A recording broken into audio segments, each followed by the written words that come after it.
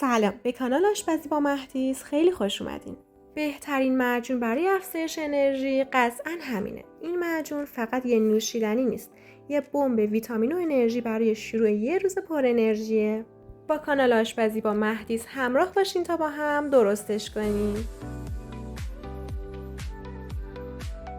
برای شروع احتیاج داریم به 100 گرم خامه صبحانه، 100 گرم مغز پسته و مغز گردو هم 100 گرم، کنجد 2 قاشق غذاخوری و پودر نارگیل هم 1 قاشق غذاخوری، پودر دارچین 1 قاشق چایخوری، 4 لیوان شیر یخزده، 2 عدد موز و 1 عدد انبه که خرد می‌کنیم و از 2 ساعت قبل داخل فریزر قرار میدیم و به اندازه 1 فنجون کوچیک هم شیره انگور نیاز داریم.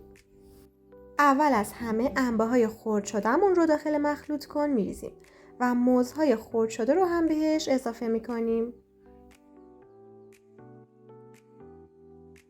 بعد هم شیره انگور رو به همراه مغز پسته، مغز گردو، کنجد و پودر نارگیل می‌ریزیم. اگه دوست داشتین میتونین عسل و چیزهای دیگه‌ای رو هم به دلخواه اضافه کنین. پودر دارچین و خامی صبحانه رو هم اضافه می‌کنیم. و در آخر هم 4 لیوان شیر یخزده رو به مخلوط کن اضافه می‌کنیم.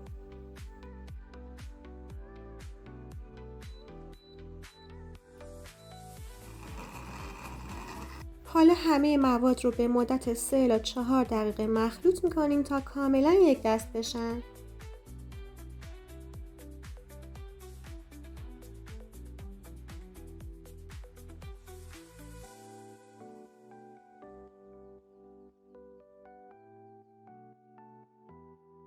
و بعد از این زمان معجون مقوی و خوشمزه‌مون آماده است.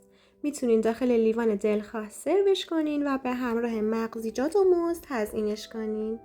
نوش جونتون. این معجون خونگی هم برای صبحونه گزینه عالیه، هم برای بعد از ورزش و یا یک عصرونه دلچسب.